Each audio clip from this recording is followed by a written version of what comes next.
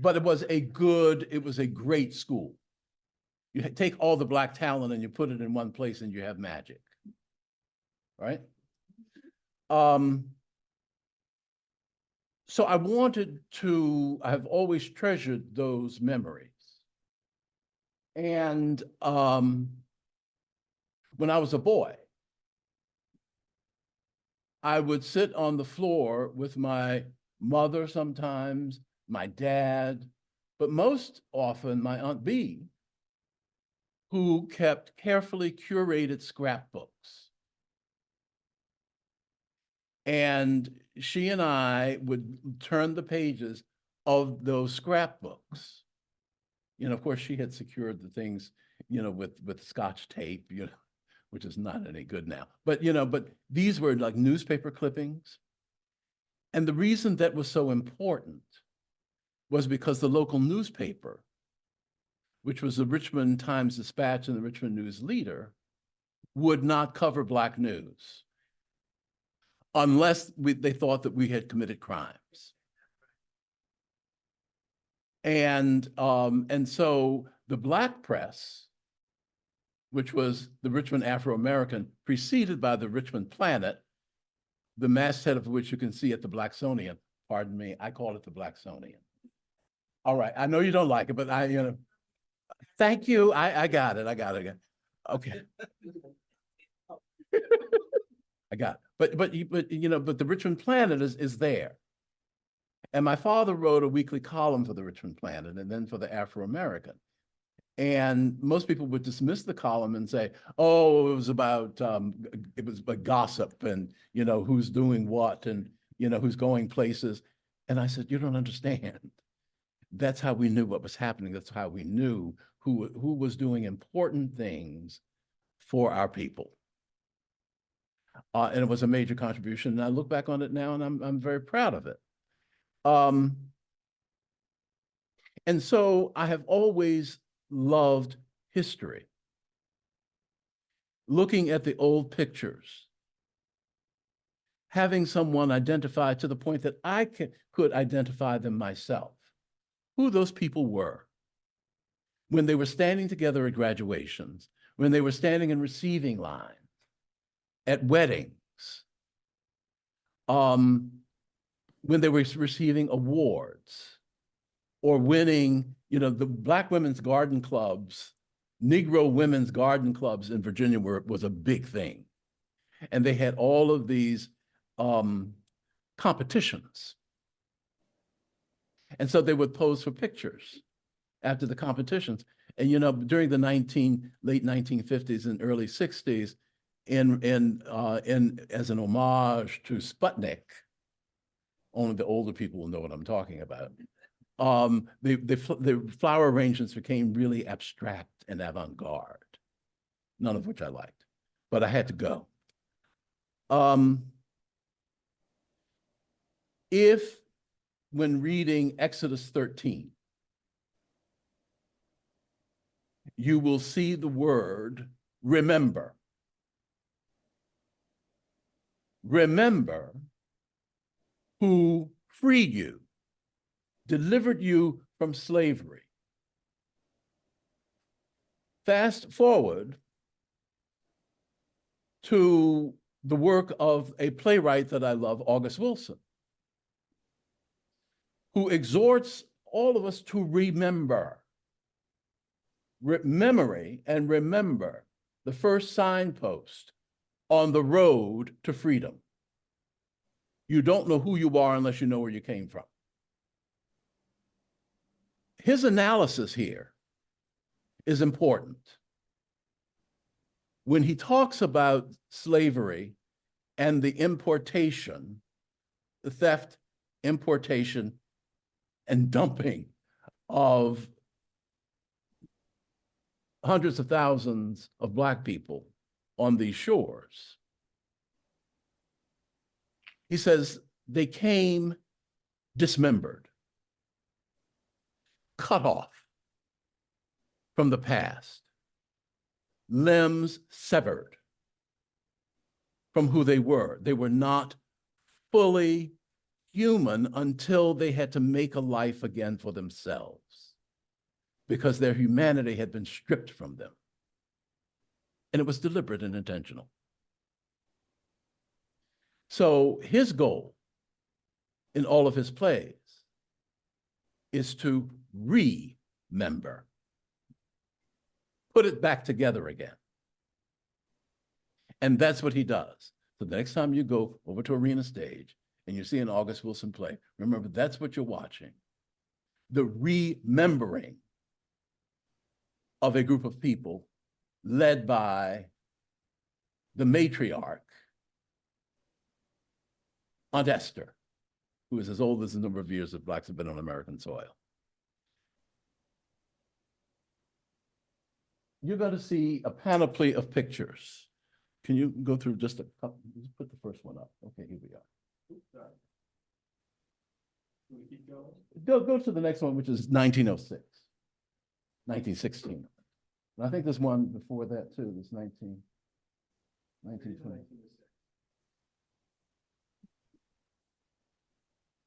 Yeah. That's all right. Go back. Have faith, my friend. It's here. Ah. There it is. There it is. There it is. And Old St. John's. I'm sorry, St. James in Baltimore. Old St. James in Baltimore. Flagship congregation, flagship Black congregation.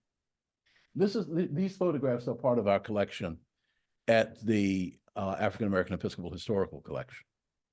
When I see these photographs, I am reminded of those times sitting on the floor, leafing through the scrapbooks and trying to figure out who these people are and what you have, and then trying to figure out how we got them. Because that too tells you a lot. And what you see on these, see these handwritings here? Someone has gone through to help identify some of these people. Let's go back to the beginning of that. Thank you.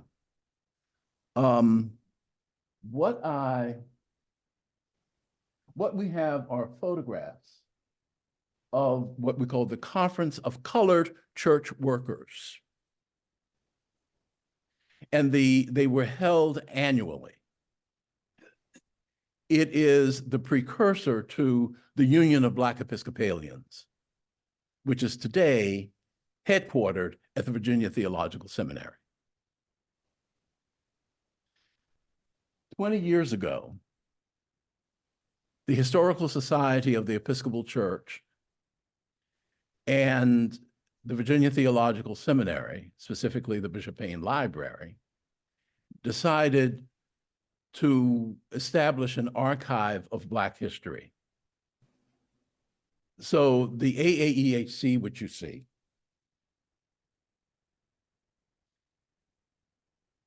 and whose history you will see there. We just celebrated our 20th anniversary in October. And what you have in your hand are the 20th commemorative anniversary programs.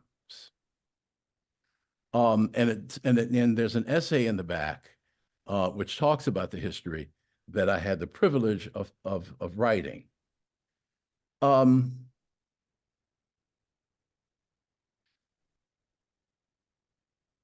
When I was a student at the Virginia Theological Seminary, I went there in 2009 just to take courses because I wanted to learn more. Can you put comment I wanted to get to the point where, Mark, I could finish the story of Abraham and Sarah and go on to Hagar, who had a son, Ishmael, per Sarah's instructions, with Abraham. Now, once Hagar and Ishmael were there and Isaac came along, Sarah sent them away. Hagar is out in the wilderness. Of course, you go out in the wilderness in the Old Testament, you're going to run into God. God says to Hagar, don't go too far. Your son Ishmael will be the leader of a great people. The beginning of the Muslims. And so when Muslims today gather yearly for the annual pilgrimage to Mecca, the pilgrimage is called what? The Hajj, for Hagar. What's happening now in the Middle East is not going to be settled tomorrow. We don't understand these ancient disputes because we don't understand the history. But the Bible provides a great deal of that. So when I was asked, and while I was a student, I would go down to the basement of the Bishop Payne Library, which I'll talk to you about in a minute. And the archive was there, and I'd poke around. I'd just go in and I'd open a box. And I'd always find something that was fascinating to me. Well, years later, I'm minding my own business, occasionally teaching a course at the seminary. And the archivist calls and he says, Riley, I have a part-time position to become the collections growth specialist for the collection at the archive, the Black History. He said, are you interested? I said, absolutely. I didn't hesitate. It's what I enjoy doing. And I said, well, you know, I know you have the oral history collections. He said, yes. He said, we need to expand our oral histories. And so I said, fine. So I thought I would be spending all my time collecting oral histories, traveling around, talking to people. Well, the pandemic came. And so I used Zoom. It's fabulous. Because I didn't have to travel and I could have a conversation. And I decided that I would begin when people talk about, well, what do you do, Riley? You know, I chronicle the history of Blacks in the Episcopal Church. And of course, his first response is, what, all three of you? And I said, well, I mean, there are 10 of us, thank you. And we punch above our weight. So I decided to start punching above our weight. And the first person I took an oral history from was Thurgood Marshall Jr. During the course of the conversation, I said, Thurgood, I have a photograph of your father accepting a medal from the vestry and the rector, the senior warden and the rector of St. Philip's in Harlem, where they attended church. He said, I love that photograph. I said, why? He said, well, now this is on the public record, so you can go and all you need to do, go to the VTS website and press Thurgood Marshall Jr. This will come up. And he says, well, you know, it shows my father in a humble posture. I didn't see that very often. And, but he had a wonderful conversation about it. He said, now I have to tell you a story about that Bible. That Bible.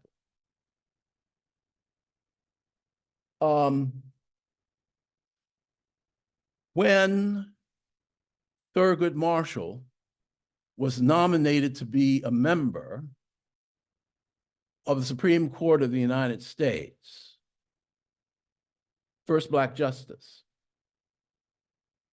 he asked Justice Hugo Black, who's there reading that piece of paper, to swear him in. Hugo Black was another justice on the Supreme Court who had been a member of the KKK. By the time Thurgood Marshall got to the court, Hugo Black was one of the greatest champions of civil rights and civil liberties who ever sat on the court. He evolved.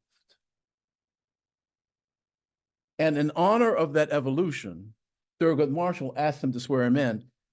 Hugo Black said to him, I will do it on one condition, that you accept the Bible that was mine and that was used to swear me in, and I will sign it over to you.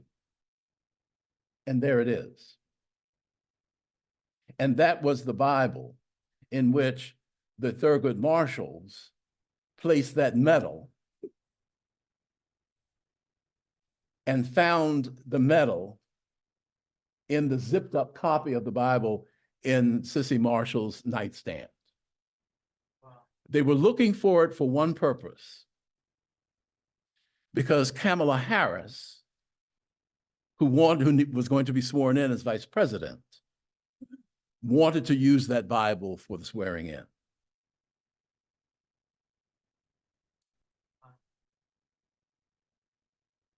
Okay. Her first reaction was, oh, it's so complicated. But we got to straighten that. But those are the kinds of stories that I get when I talk to people. The next one I talked to was Michael Powell, who was Colin's son. Michael, who became chair of the FCC, and that's how I know him, of course. Spent a lot of time with him, because you can well imagine.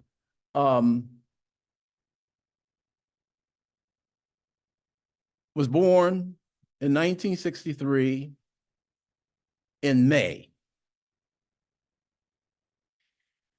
His father was deployed to Asia. His mother, who was from Birmingham, an Episcopalian, went back to Birmingham so she could be with the family with the newborn baby. In August of 1963, there was the March on Washington. In September of 1963, as Alma Powell held the infant Michael, only a few months old, in her arms in the Black Episcopal Church on 16th Street, they heard the bomb go off. The place shook. And of course, they knew the little girls. Michael talks about that in his oral history.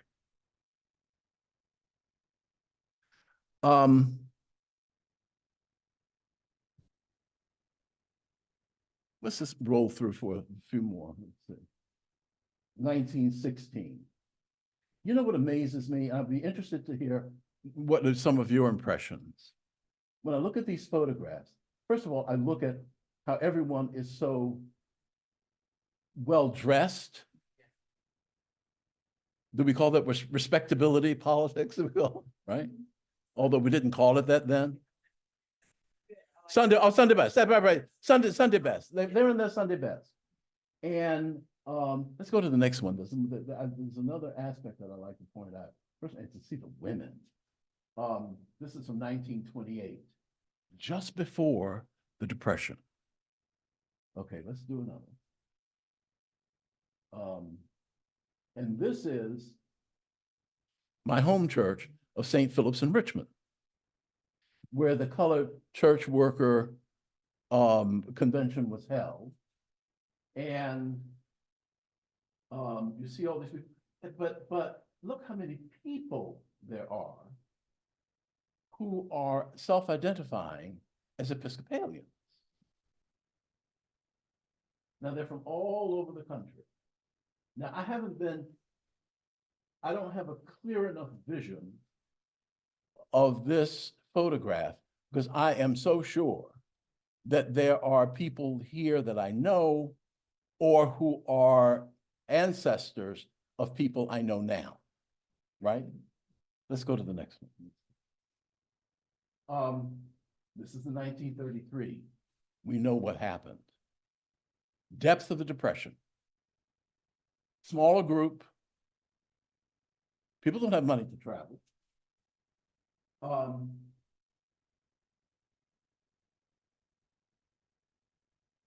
More women. Let's go to the next one. This is in Kansas City. Better. Now, I don't want to sound sexist, so please correct me and dress me down if I am. But you know what I love here? The cultural signals.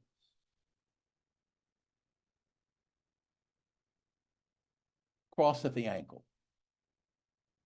Right? Seated back into the chair. Hats, not too big, right? Sunday best. Someone has written on it, and it says it's October 8th, 1940, which is curious, right? Let's go again. All right, 1940. Not seated anymore, walking around.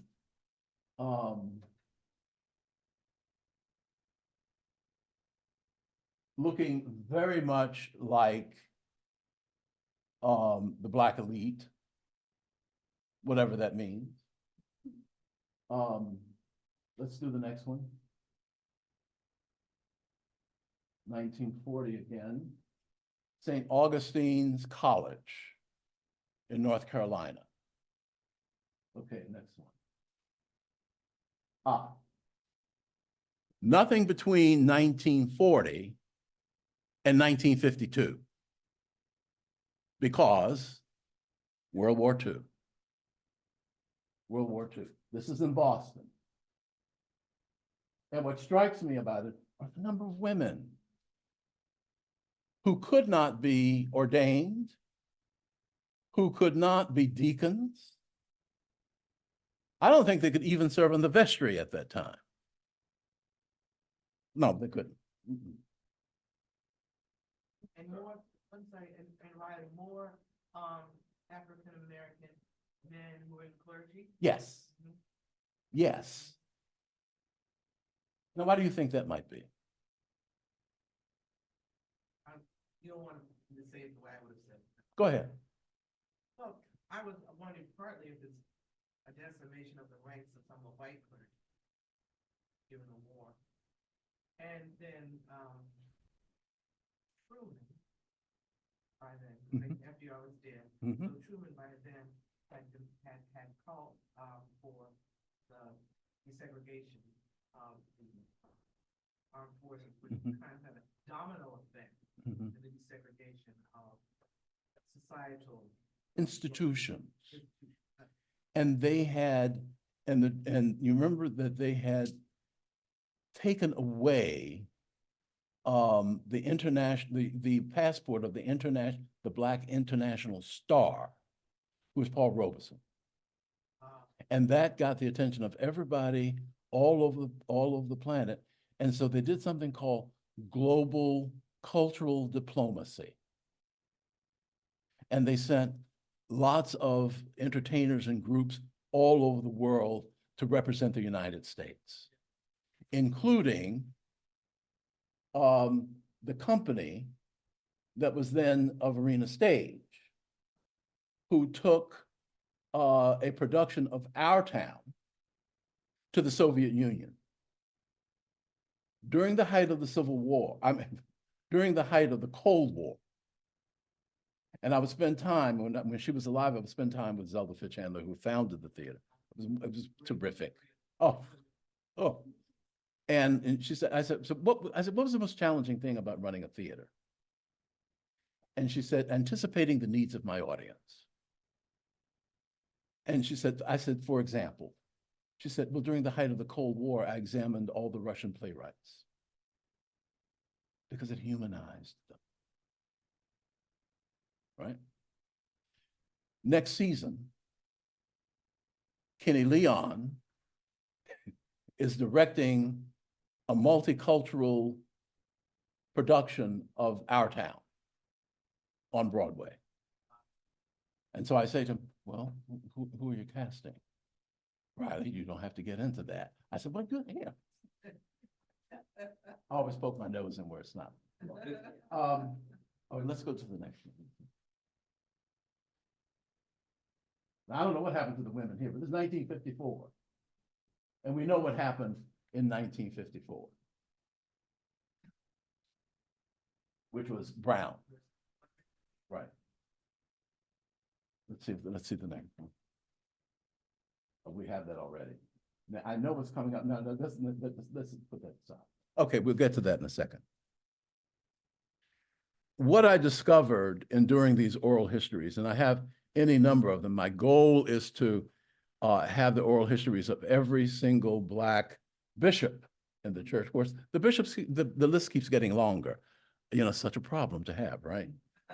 And so, you know, that's coming along. Not long ago, a few weeks ago, just before, in the middle of December, I went to New York to take the oral history of Reverend Philip Jackson, who is the rector, the first Black rector of Trinity Wall Street. He is also head of the Trinity Wall Street Foundation, which manages the portfolio for the Trinity Wall Street Foundation. And remember, the corpus of that fortune goes back to ceding territory from Queen Anne to Trinity Wall Street. I think it's like 22 acres of Manhattan.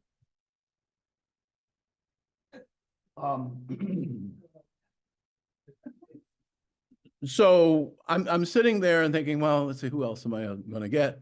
The archivist comes in and he says, you know, I don't see you spending a lot of time going through the boxes.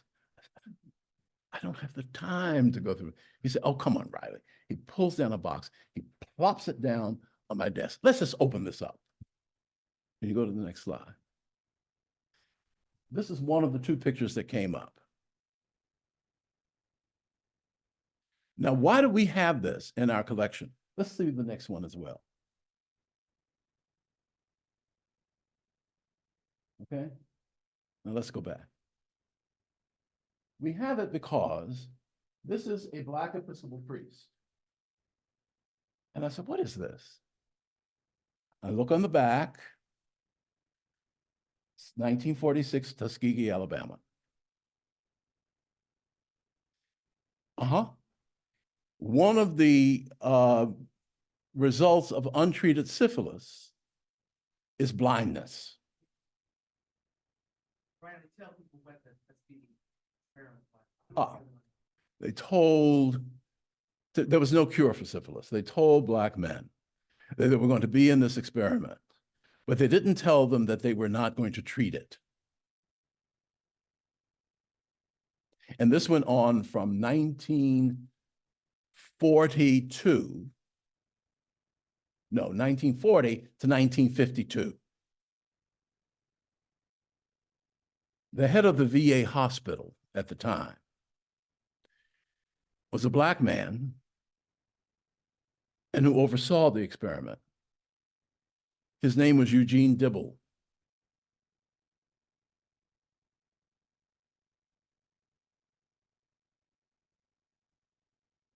And they're all Episcopalians, by the way, the Dibbles. Okay. So I began to see that the job is going to be a lot more interesting than I thought in collecting oral histories.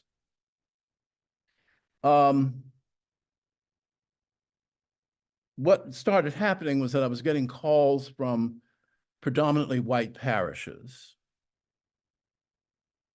who were beginning to tell the story of their histories with race. And it has taken on a huge, it's almost like a movement now. So the AAEHC has become the repository of these histories. The first that came, and she's in the brochure. The first that came was a woman who, Natalie Conway, who was an ordained vocational deacon at Memorial Church in Baltimore. The rector of Memorial Church in Baltimore is a graduate of Virginia Seminary. How much time do I have? Okay. Of Virginia Seminary. And Memorial Church, right there in the middle of Baltimore, on the hill, had been a resistant church during the Civil War. As you know, Maryland had dual loyalties during the Civil War. And so this was a Confederate stronghold at Memorial Church. It has since become a very progressive church. Natalie Conway was from a family that was an old Black Maryland family, and they had traced their slavery roots to a nearby plantation, and using whatever means they have today, bought part of the plantation land. She's seated at the back of the church. Now, they've done all this research. We heard she and her brother. And she looks up at a plaque on the wall of the church in the back, and of the founders of the parish. The first person's name is the patriarch of the family that owned her ancestors. That person's descendants are still in the church. So what did they do? They talked about it. They developed a liturgy of reconciliation. They went out to the land, and in a ceremony and using the liturgy, they took baptismal water and poured out libations to the ancestors. That was a story that needed to be in this collection. As I went up there and I interviewed all the people who had been involved in it. When we had our 20th anniversary program, symposium in October, Mark, I didn't see you there, Natalie Conway was there. Okay. Here we go. So it is not unexpected that when I'm at the Smithsonian National African American History and Culture. Okay, right. Blacksonian is so I got it. Okay, that's fine. I got it. So it's not surprising to not see a lot on Black Episcopalians in the church, although there's a wonderful quote up there from Absalom Jones. And Absalom Jones, by the way, in the late 1700s, and Richard Allen were the head of the Methodists. They were part of a parish in Philadelphia. It was a mixed parish. You know, the races didn't mix in those days, right? Except one time, a group of white people, worshipers, came in and said they didn't want to tell the Black people before they did it, but when the Black people started coming into church one Sunday, they were directed to the balcony. And the Black people got very upset and didn't go back. And then Absalom Jones and Richard Allen went in together, and then one became AME and the other became the Episcopal Church. Long story short. So there's not a lot about Black Episcopalians in the museum. We're not a huge denomination in Black America. Except upstairs, off in a little corner where the church artifacts are, there is an old weathered sign in dark red, since removed, in dark red, that says Trinity Episcopal Church, Edisto Island, South Carolina. I got hold of the curator. Couldn't tell me very much about it. But our collection had a lot of information. Okay? I'm bragging.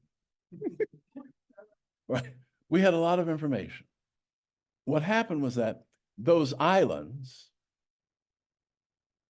fell to the Union forces early. The white people left the islands, and they were left to the Black people who lived there. The Black people took over Trinity Church.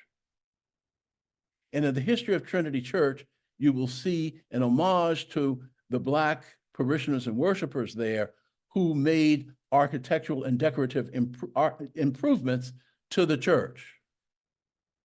Because what we know is that the craft, the work, the fine artistry of those old houses in Charleston, South Carolina,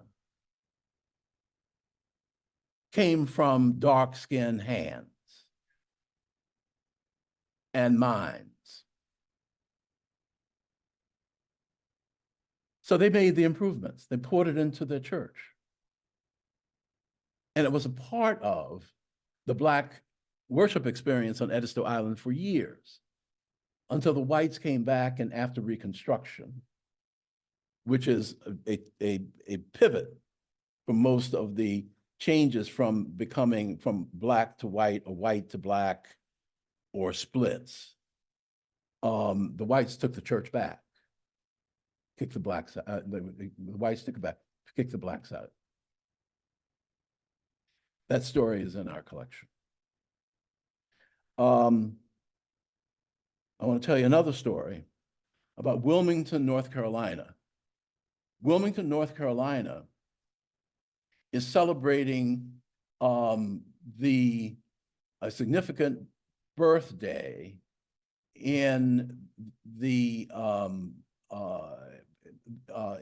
life of St. Mark's Episcopal Church, the oldest Black Episcopal church in Wilmington, North Carolina.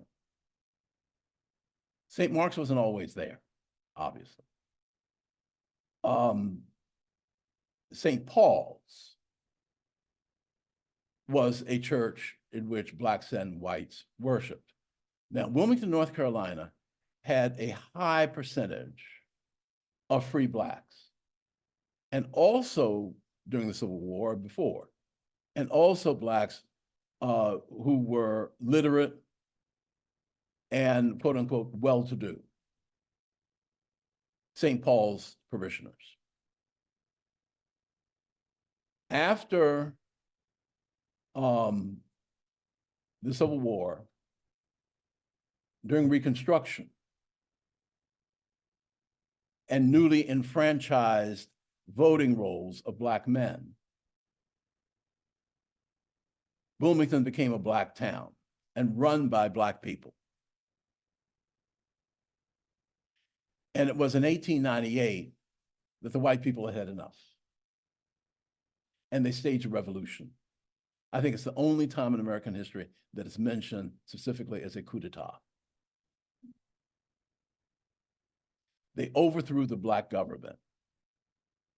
They took back St. Paul's Episcopal Church, picked it up and moved it to a place near the town where Blacks could not buy property. And so they started St. Mark's, the Black people. St. Mark's didn't write that story. The people at St. Paul's wrote the story. The white people wrote the story. And her name is Ellen Weig. She and I have become very close. And she's helping me on another project, a project I need your help on. And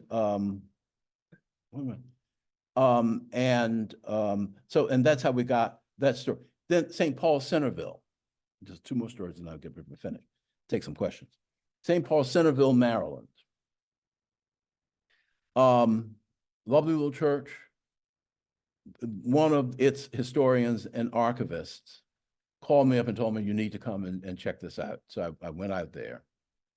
And he showed me the pictures of the church prior to the Civil War. And there were windows on the front facade of the church. And you could see a staircase on that side and a staircase on that side. And that's where the Black enslaved people worshiped, in the balcony. You walk in that church today, there is no balcony, there's no staircase. After Reconstruction, they took it out.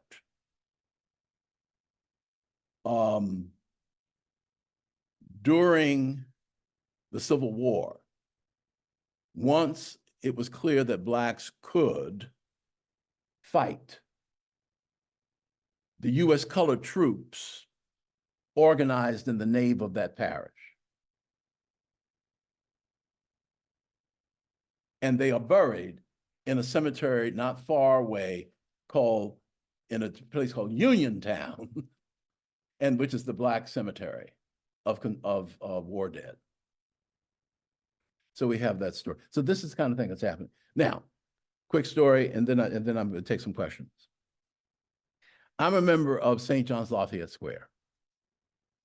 I went there after being a member of St. Luke's, DC, because when I was there and I was on the vestry, and we called our first woman rector, they treated her so terribly.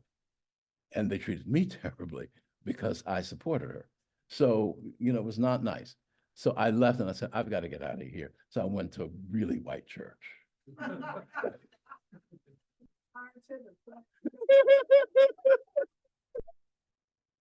So nobody's gonna bother me. So I went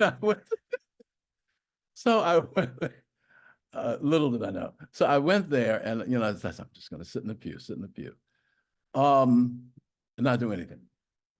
But what they did not understand at St. John's, and they still don't, but they have asked me to manage a project for which I need some help, and I would like some of your professional advice and counsel on this, Kinshasa. And that is, what we do know is that Lincoln freed the slaves in DC in the spring of 1862, 6 months before the Emancipation Proclamation. He did it because he could. He had jurisdiction over the federal city. When that happened, there were about 3,000 slaves that were freed. The owners who lost their slaves were compensated for their property. The highest amount was $300, down to $0, because there were people who were deemed to be of no value. Goes right through me. When that happened, those who had been enslaved and owned by members of the St. John's Lafayette Square were taken to the balcony by Bishop Whittingham, who was the Bishop of Maryland, on which the District of Columbia was a part, the Diocese of Maryland, for quite some time. Bishop Whittingham taught those newly freed individuals the catechism so that they could be confirmed.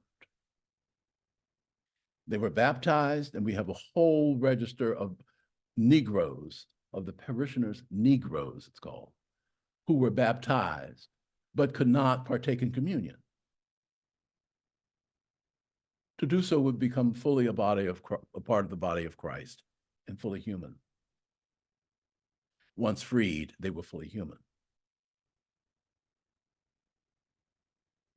And so he taught them the catechism. St. John's, along with some of the more well-heeled parishioners of Epiphany on G Street, 13th and G, bought land on 23rd Street in Washington, in Foggy Bottom. That land became St. Mary's Chapel for colored people. St. John's hired, at the time, had James Renwick expanding its chancel. And Renwick had gone to the artisans at Chartres Cathedral to design and place the window that now sits above the west altar at St. John's. At the same time, St. John's hired Renwick, the great architect, world-renowned, to design St. Mary's Chapel for colored people on 23rd Street. That building still stands, and it is an architectural gem. Do yourself a favor and go into that church. Above the altar you will find a stained glass window that has the Black saints of the Bible, most notably Simon of Cyrene, who carried Jesus's cross. A Moor carried Jesus's cross. His name was Simon of Cyrene. Anyway, he's honored there and memorialized in that stained glass window. There is a Tiffany window on the side that was given by a member of the vestry of Epiphany. There are all kinds of gifts around the church. All the original finishes are there. It only seats 200 people. But go, take a look at it. And St. Mary's is in distress, truly. It's Colby King's church, Colby and Gwen King's church. Your former boss. He's a member of that church. As you know, he writes about it periodically, all the time. It's a lovely little church. They hired, St. John's hired the most eminent theologian at the time, the man thought to be the most prominent Black intellectual in the country, Alexander Crummell, to be the rector of St. Mary's. Alexander Crummell was the rector of St. Mary's for a few years. I don't know what happened. It's not clear, but I need to uncover it. But he decided that he would leave there and start his own church, which was St. Luke's on 15th Street. The Blacks, the well-heeled Blacks at St. Mary's, bought land on 15th Street, where St. Luke's now sits. And they had Washington's first Black architect to build that church, Calvin Brent. Throughout the church, you will see there's always had a lot of artists and famous people there. Alma Thomas was a member of St. Luke's, the great visual art painter, and she taught art too in the Sunday school. But all of the stations, I love your Stations of the Cross, all of the Stations of the Cross in the nave were painted by Alan Cricht, whose work you will see in that book there. Yeah, we have, and Virginia Seminary has a huge collection of Alan Cricht's work, and I'm surrounded by it all the time in my office. So you've got to come by and take a look, Mark, when you're on campus. Now, the reason it's called Bishop Payne Library, let's go quickly. I'm gonna show you.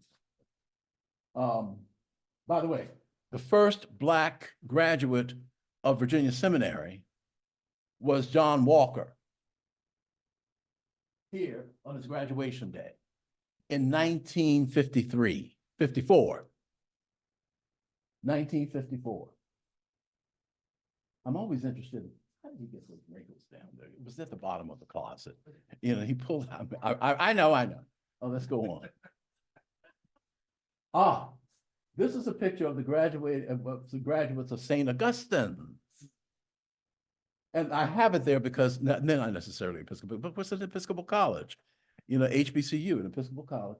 And I just love it so much. This was 1936. Okay, let's go on. Yeah. Okay. This is the last graduating class of the Bishop Payne Divinity School, which was throughout its life the place where Black Episcopal clergy were trained. It was pretty much owned and operated by Virginia Theological Seminary. When VTS decided to integrate, it closed Bishop Payne Divinity School, and John Walker didn't get there until 1951. But this was the last graduating class in 1949. What is curious here, graduating class in an Episcopal seminary of what? What's unusual here? Women. It trained, in order to get the money, they trained women and gave them degrees. They earned degrees in Christian education. So this is the last graduating class and the faculty. Okay? When the Virginia Seminary sold the assets a Bishop Payne Divinity School in Petersburg, Virginia, and the Associated Church was St. Stephen's, the oldest Black Episcopal church in Virginia. VTS took the funds and established a trust for the education of Black Episcopalians. And let me tell you how that worked.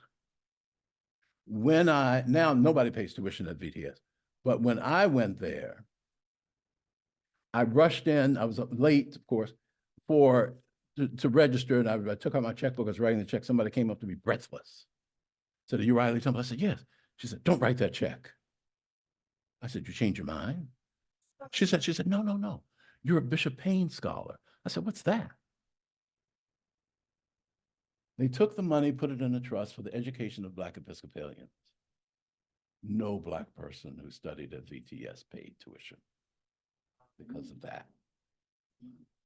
I call that reparations. Okay?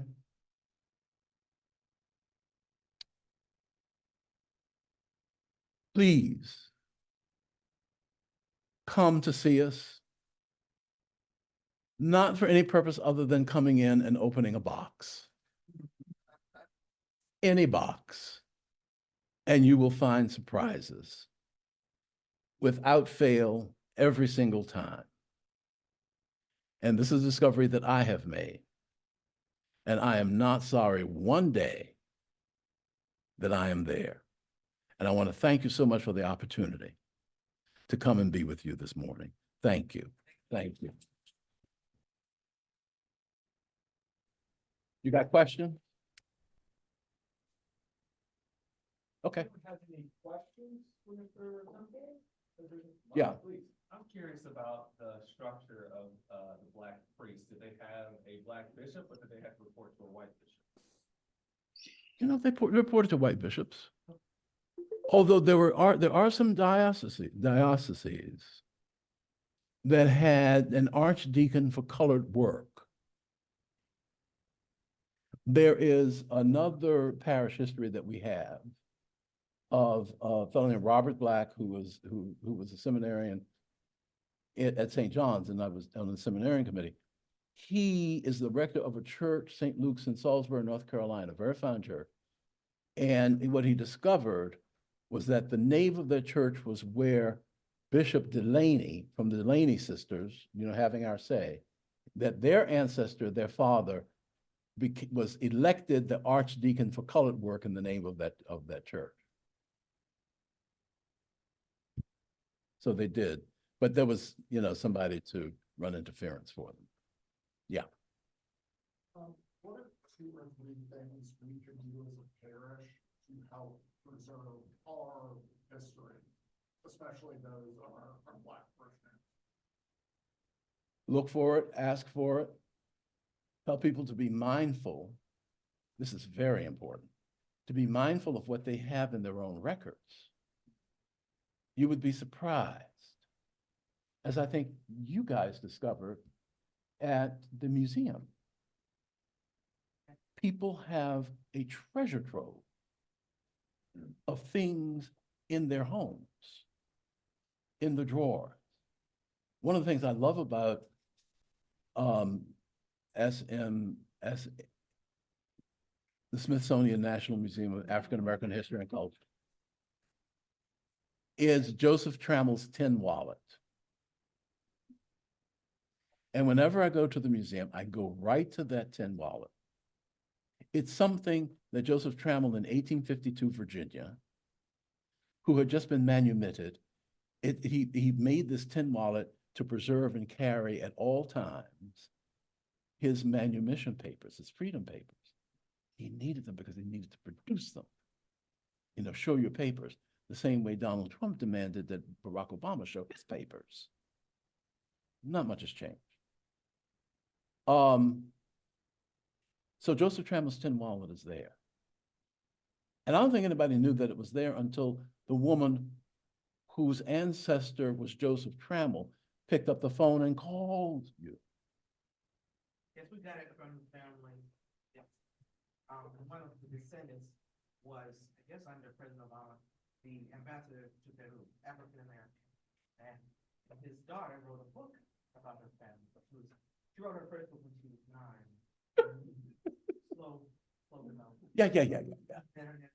But I add something to Grant's question, and in terms of, we talk about the National Museum of African American History and Culture and your wonderful organization. AAEAC. A structure, a repository, Mm. if possible, professionals. Did our librarian promise me? We have a member of our, he's not the librarian. We didn't raise, Right. librarian back up, or still Carla. Carla. No, but you know. She's an Episcopalian. Very interesting. St. Edmunds in Chicago.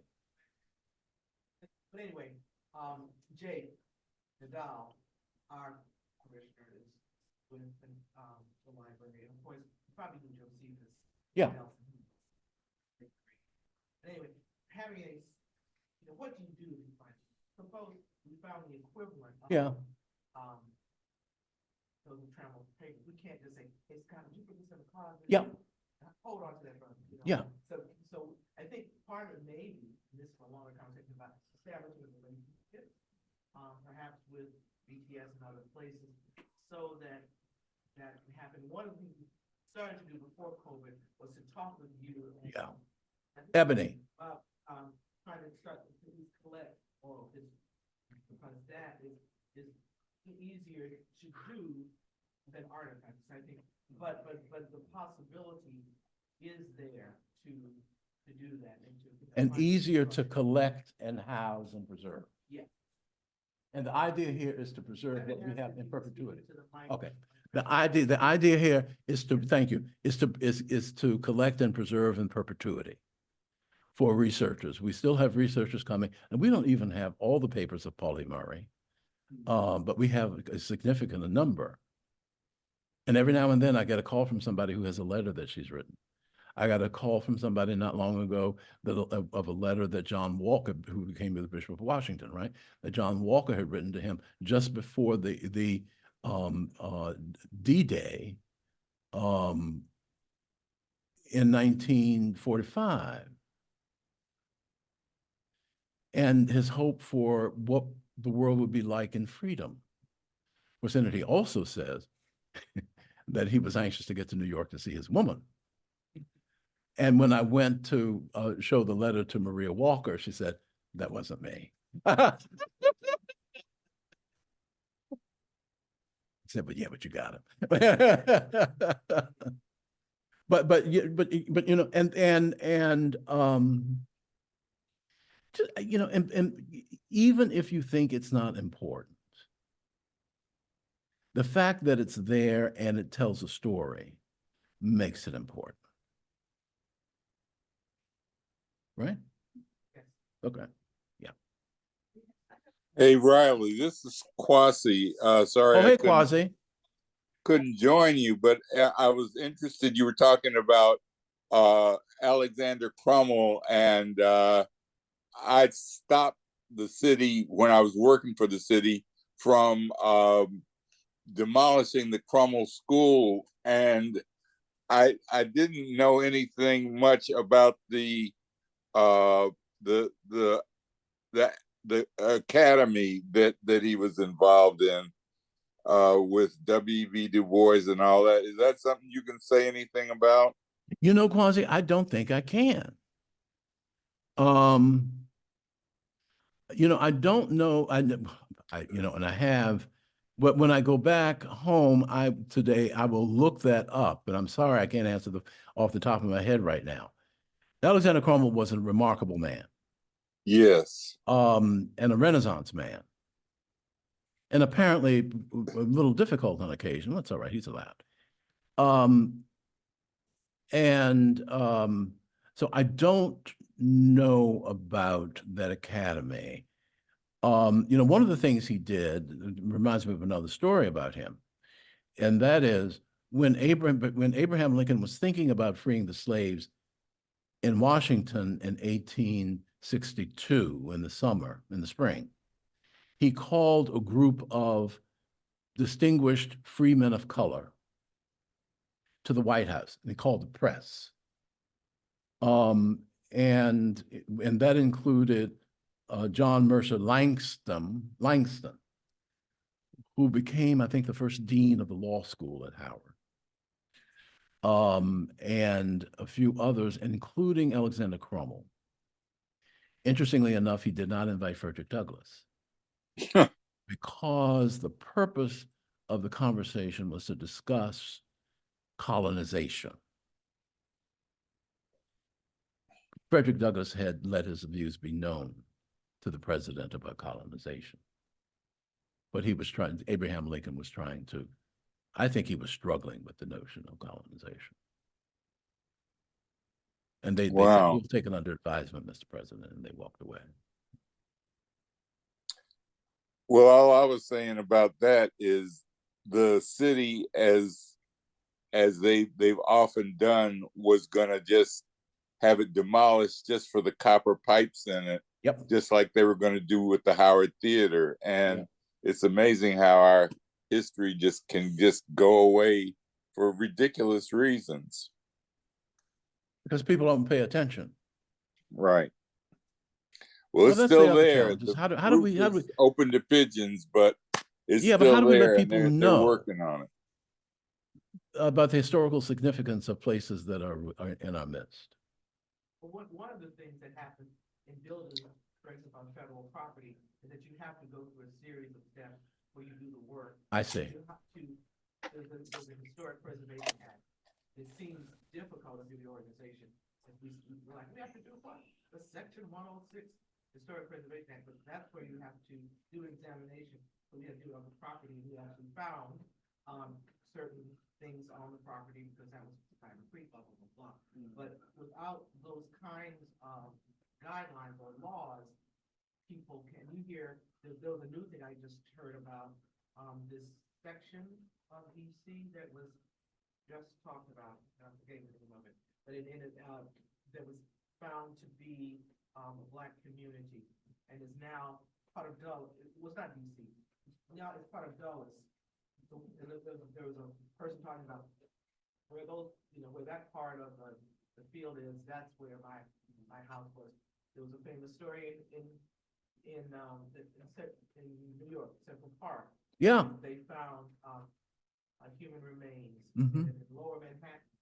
So without those kinds of investigations, the expediency of the political expediency of the moment can turn that. We know that the historic waterfront of DC here in Southwest, this is where the story of the Pearl, Oh, yeah. the failed but valiant attempt of slave Mhm.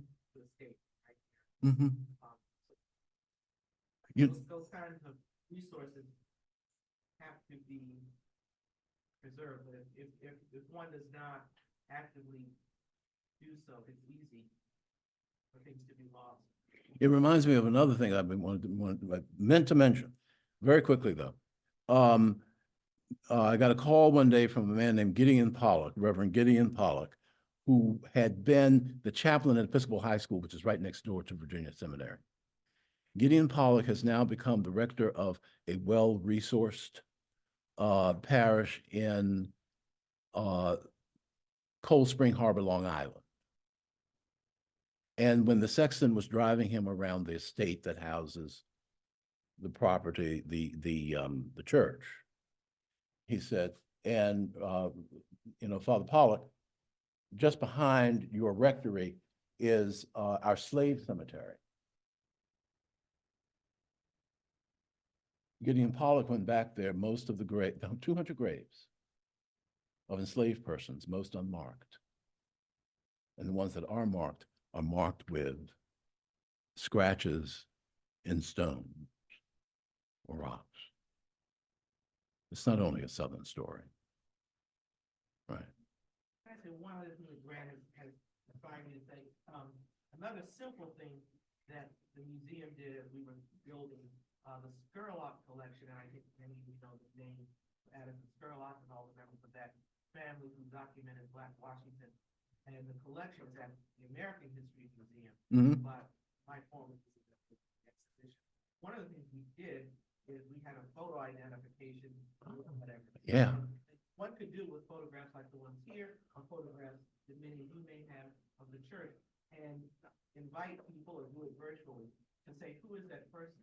And it's extraordinary, like you say, what is that Bible, or who's it? Yeah, when people wrote on the pictures, right, right. And one of the, we did it with, like a young man, I can't remember, a scholar, or maybe a photographer, and he said, oh yeah, that's my mother. We had no idea who that woman was, and the whole story behind that, and so I think that's something relatively, that's relative low-hanging fruit of just beginning, and even if all one did was somewhere write, have a, there's a way to do it, let me not go to the Okay. story detail. There's some simple things, and while people's memories are still around, or the people are around, even if they haven't gone on to the larger life, but this may have moved out of town, if you can get that rotation, because I know Scott is sometimes asked, like, people, do you have my records, or if we're trying to find out somebody went to the church, well, people have left, we don't know, but that's a fairly simple thing to do, begin to record information. Would it be helpful if the church,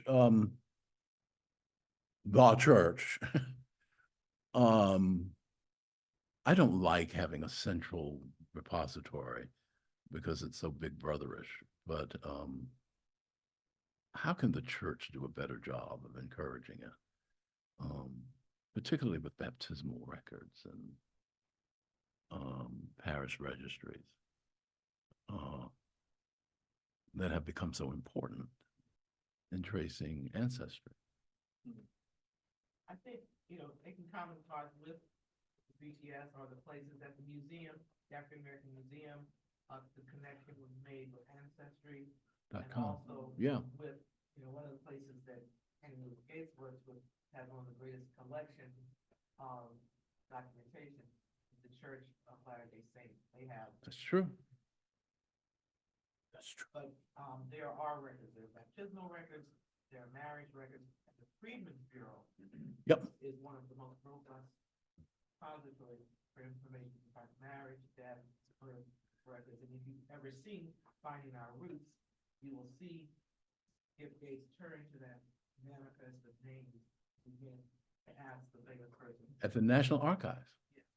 Yeah. Well, that's where the Freedmen's Bureau records are. Yes. Right. And the museum has them available online as well. Well, so I didn't know that. the ones pertaining to. You mentioned earlier about schools, the school that you attended. Do you remember whether or not your school was Rosenwald School? It was not. It was not. But I know about the Rosenwald schools.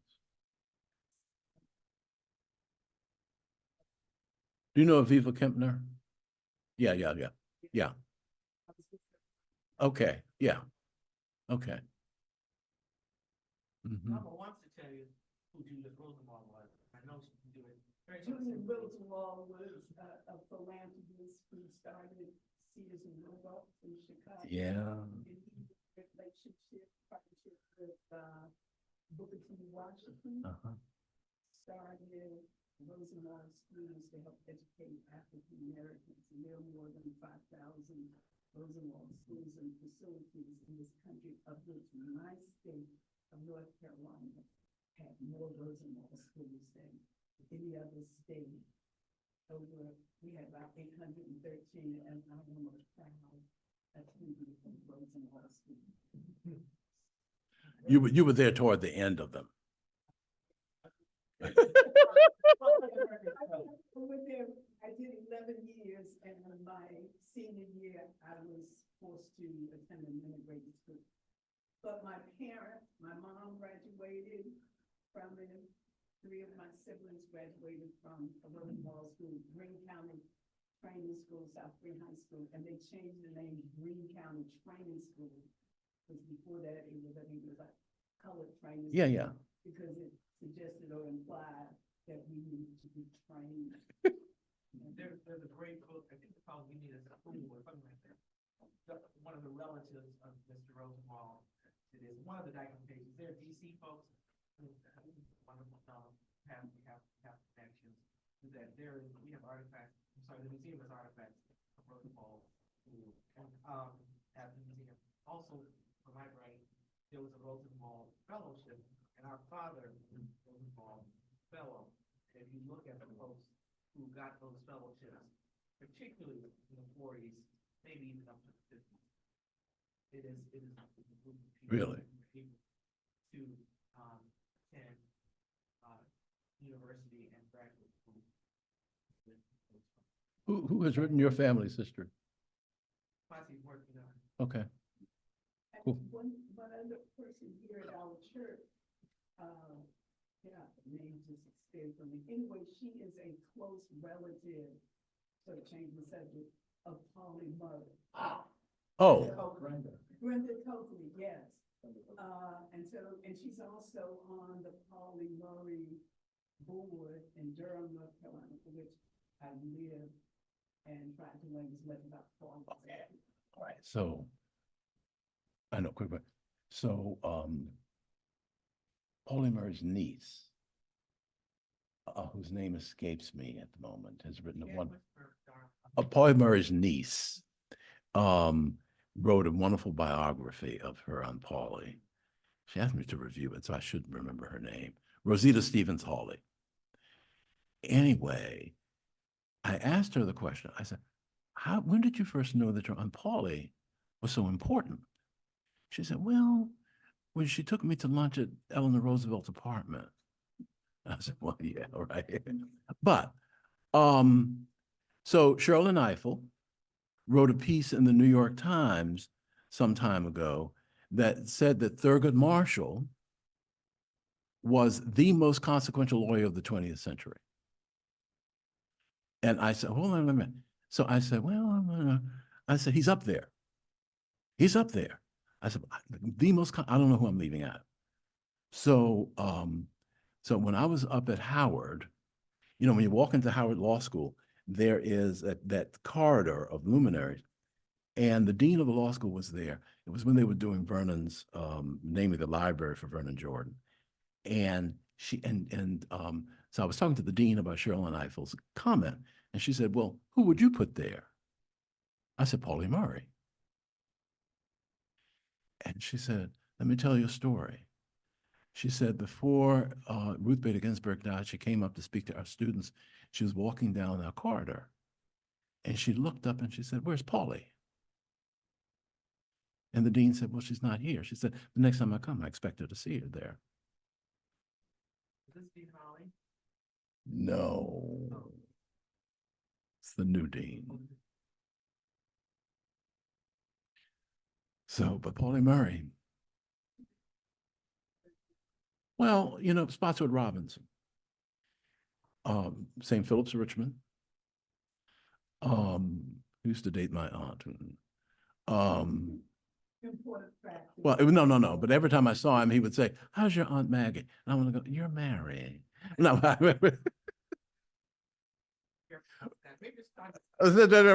And I don't even drink. So I get this way completely sober. So Foster Robinson was teaching Pauli. And when she said in class, the only woman in the class, when she said separate could never be equal, the men in the class laughed at her. Spotswood Robinson didn't.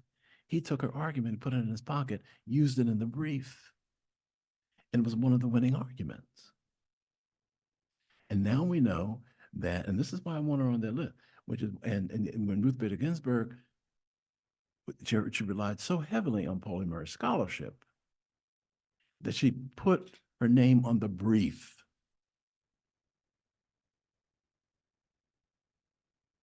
Pauli Murray was a significant lawyer of the 20th century. All right. Oh, no. You know, when I look at movies, what's the one that Pam put down most of the documentaries on slavery and all that stuff back in 23rd to I'm curious, how did the Black church survive, Lord? How were they allowed to do all of that stuff, right? So if there were churches and stuff that weren't allowed to do that in the school, is that also in the school? One thing is faith and prayer. You know, it's a story of who we are. And when I drive up and down 11th Street right now, and those grand buildings that were houses of worship, now shuttered, I wonder that it's our generation who dropped the ball. We're allowing these institutions to die. We've dropped the ball. And when you know, I remember my mother's church in Richmond was sold. She's rolling in her grave. But also the souls of a whole lot of other people.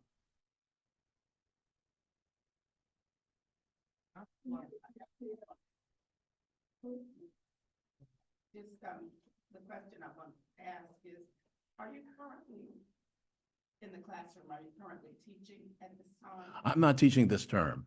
I will be teaching the next term. Okay. It is related to when you are in the classroom, Mm-hmm. and you are, you know, covering the material and this material. I'm not teaching this. Are you bringing in any of it in, though? Are you able to bring any of it in? Always. Always.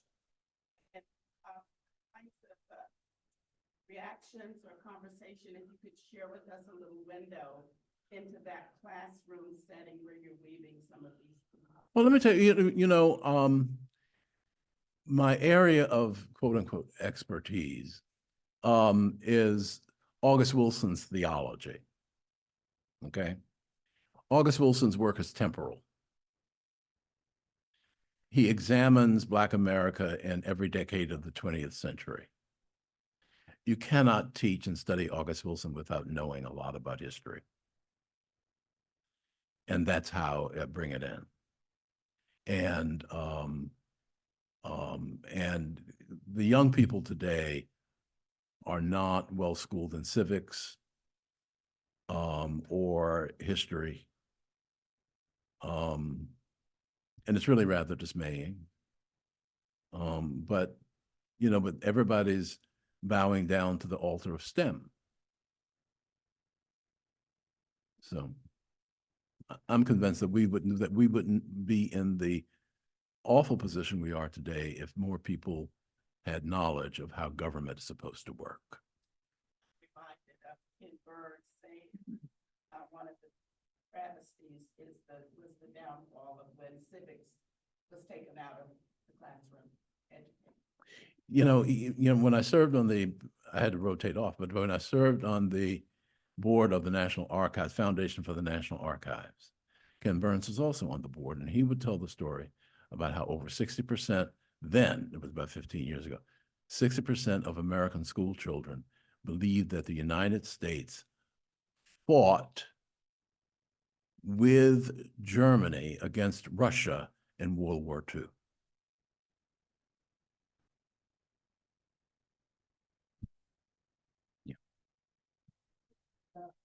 Piggybacking on the question or comment that Paul made, and you were saying what can be done. But sometimes I know that we don't realize, an individual does not realize the importance of what they have or are doing. And I cheerfully think about myself. Julia Richardson. Oh, Juliana. Mm-hmm. She came to our thing. Mm-hmm. In 2018, Christina Mm-hmm. Mm-hmm. wrote me to be a history maker. And what'd you do? He responded and said, oh, no, I can recommend someone, because when I look at the people you have listed, I am no ways on that level. That was 2018. So now I'm thinking about maybe we should go back in contact, in part because the President of the United States awarded me a Lifetime Achievement Award. It's like, okay, well, now Thelma, maybe you should think more and more about your legacy of all of the children and others that you were trying to help them feel proud of themselves as who they are. So, I think Juliana Richardson deserves every possible award and plaudit, you know, really. and now it's archived at the Library of Congress. Please call her. Okay. If I may be so bold, I'm gonna have one, maybe last question, maybe someone else. I was really struck at the beginning of your presentation, you're talking about August Wilson's place and the importance of remembrance. That was the central task. Mhm. And I was, of course, being a priest, I really thought of our Eucharistic prayer is broken up into different little chunks. We have formal little names for them. And one of those chunks is called the anamnesis. The Greek word amnesis means to forget. Yeah. We get our word amnesia from that. Anamnesis means to not forget, the unforgetting. And, you know, we say, therefore we remember Christ died, Christ was risen, and Christ will come again, right? We're remembering that story. And so I'm struck by, you talk about August Wilson, playwright, he's a theologian. He doesn't, not necessarily explicitly, but there's theological themes are there. Everywhere. And the work of social justice requires remembrance, but our spiritual work requires remembrance too. Not just the story of Jesus' life. Because I also thought of James Cone saying that, you know, he knows that God is on the side of African Americans in their struggle for liberation because he remembers the exodus of the Israelites. Because Correct. God was with them there, he knows he must also be with African Americans today. Remembering that history. And as you already just alluded to, I in this moment in 2024, I know a lot of us are anxious. Going into November, we're anxious about what we see, what we have seen is happening, this resurgent white nationalism. And you already alluded to the fact that you feel as part of the problem is we're not doing a good job of remembering history. That's right. We don't really remember. That's right. And certainly as a white person, as I've gotten older and I've learned more and I've read more, like for example, I read this, Kinshasa recommended an excellent book on Reconstruction. Which one? By, what's his name? Skip Gates? No. Foner. Yeah. Foner, Eric Foner. Yeah. His, Yeah. no, yeah, he's superb. And you know, in high school, I went to high school Mhm. in Virginia. It was like a sentence on Reconstruction. I knew nothing. And so much knowledge there and a better understanding of how we got to where we are, by understanding what Reconstruction was and how it failed, right? How it was defeated, I guess I should say. This is a big question, but going into this election in 2024, knowing the importance of remembrance, is there any particular part of our history, our history, that you would want us to focus on that can teach us how to respond to the situation? I know that's a tough question to ask, but I'm struck by the need for us to really remember properly. There's so much to remember, but is there a certain phase that you think can teach us what we need to know to do what's needed in 2024? Well, you know, I'm an old fuddy-duddy, basically. And one of the things I love about the liturgy is our focus on Bible and the liberation narratives of the Old Testament. James Cone does a beautiful job in talking about that. The liberation narratives of the Old Testament. The other day, I came across a performance by the great actor Anna Devere Smith, who read Martin Luther King's 1963 letter from a Birmingham jail. Go back and read that. Go back and read it shows his foundation is based in theology and his belief that God wants God's people to be free. Okay. Excellent advice. Thank you so much. Okay. Thank you. I really have a thank you. And he would plug it, and I'm going to plug, remember the title of your book, please? Oh, on Esther. Let's say on Esther. On Esther's children redeemed. This was your master's thesis that you published? It was my master's thesis. I didn't publish it. Dean Markham said it should be published. So here you go, here's what it looks like. So if you're curious to learn more about what Mr. Kendall's been telling you about. How much are they selling it for? You can buy it.